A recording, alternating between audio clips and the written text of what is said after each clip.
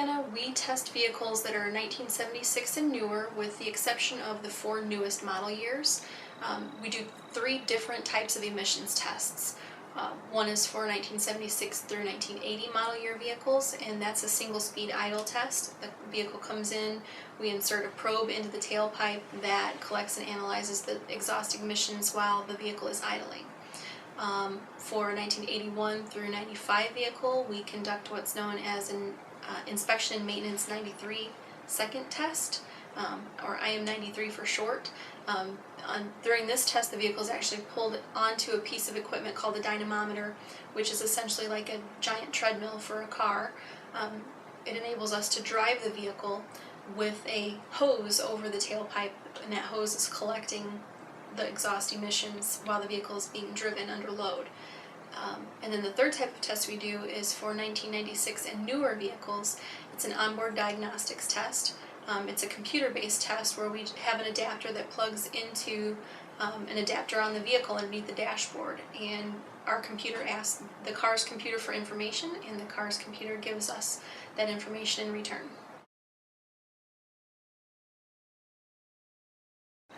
The different types of tests are based on the model year of the vehicle, and the model years, as the model years have advanced, so has emissions testing technology, emissions control technology on the vehicles. Obviously, the older vehicles have fewer controls, and the standards are actually higher for those vehicles, so they're allowed to emit more exhaust emissions than a newer vehicle. The mid-range vehicles, the ones that undergo the IM93 test, they have more emissions controls than the older cars, but the newest vehicles, the 1996 and newer vehicles that undergo the onboard diagnostics test, are actually held to a very high standard, because that test is designed to prompt a motorist to be proactive in making emissions-related repairs. So if you drive a 96 or newer vehicle and you've ever noticed your check engine light come on, that is a signal that there's been an emissions-related issue found by your car's computer. And it could be an issue that is not necessarily causing an increase in your tailpipe emissions today, but if that issue remains unaddressed, it will. So the check engine light is basically a red alert that you need to do something before you start to see higher emissions from the vehicle.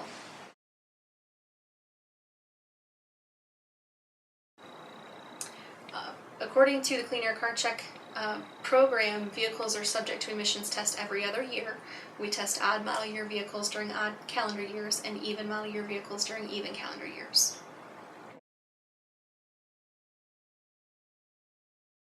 There's what's known as a minimum expenditure waiver for vehicles that meet a list of criteria.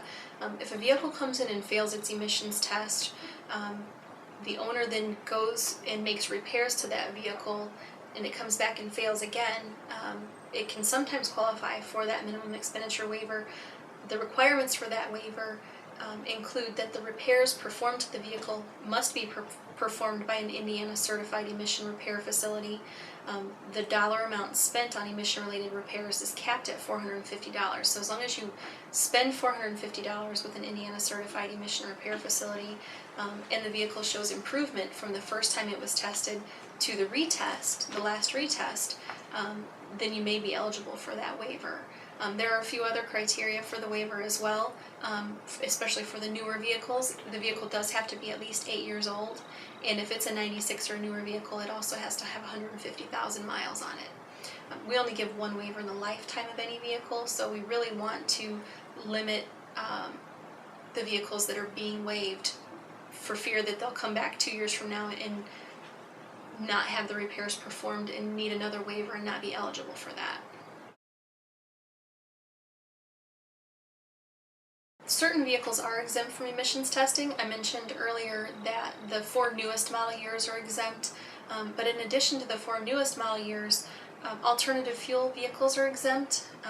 In Indiana, we don't test diesels, CNG, 100% electric vehicles, propane.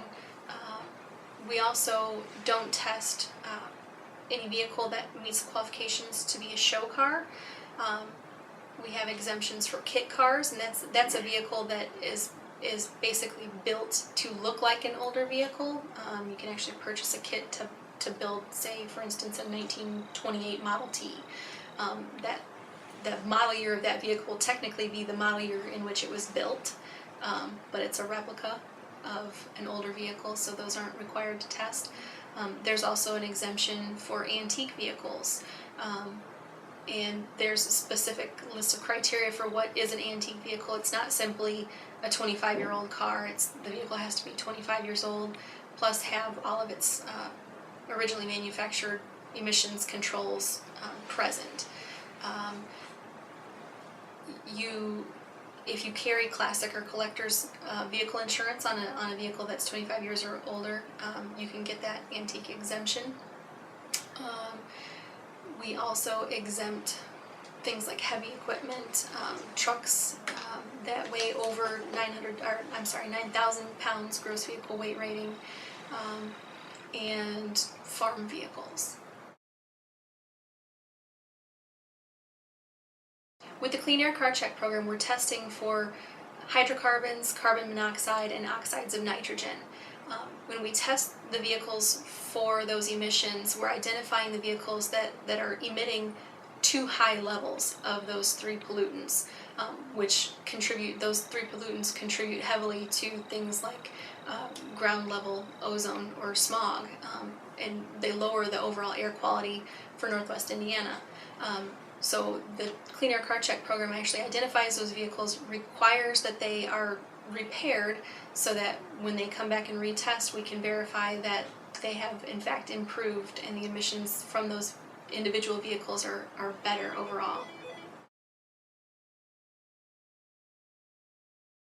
We have 7 test sites, 5 in Lake County and 2 in Porter, Hammond, Griffith, Hobart, Crown Point, Valparaiso, Portage, and Gary.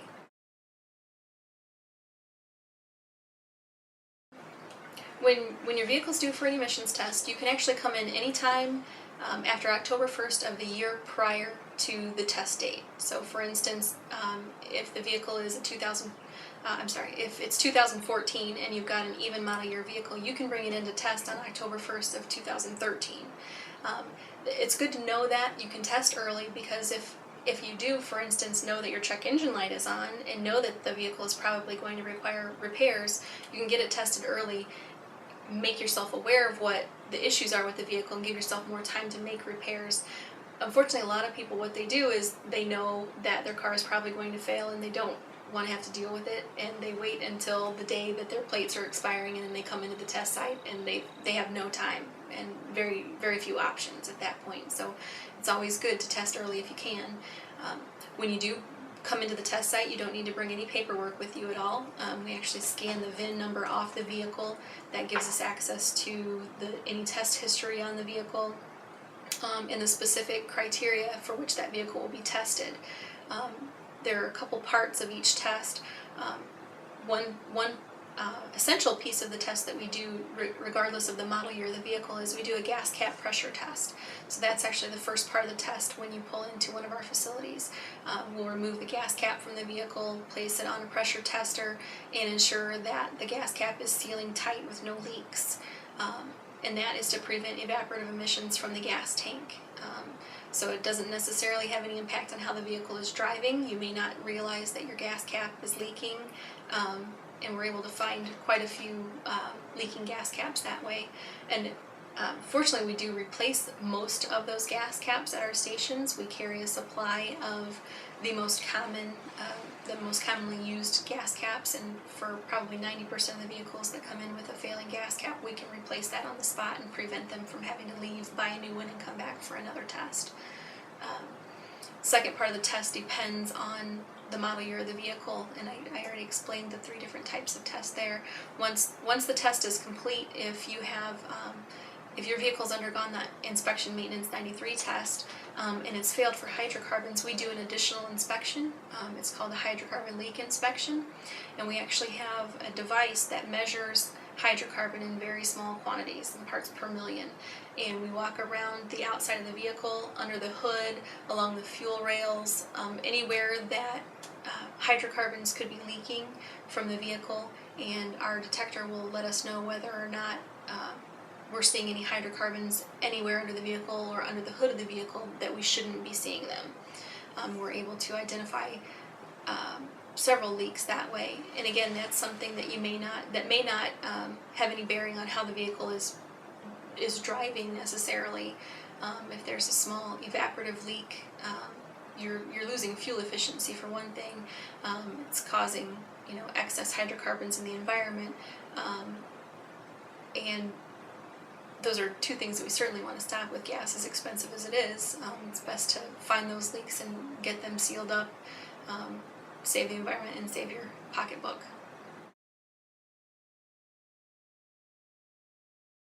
We do have partial service license branches at all of our testing facilities. So once your test is complete, if you'd like to go ahead and process the registration renewal, our staff is happy to help with that.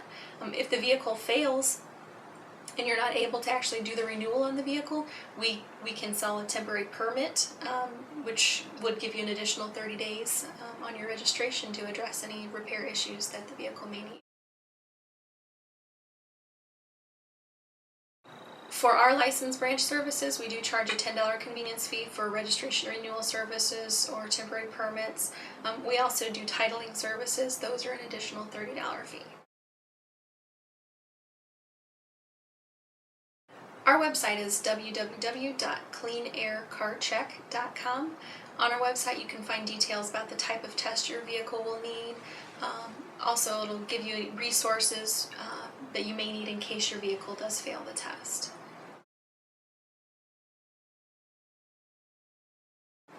As you pull into our testing facility, you'll notice a sign that says, "Thanks for doing your part to clean the air in Northwest Indiana." And at Clean Air Car Check, we do feel like every vehicle that comes in and gets tested is playing a role in keeping our environment cleaner and healthier for all of our citizens in Northwest Indiana.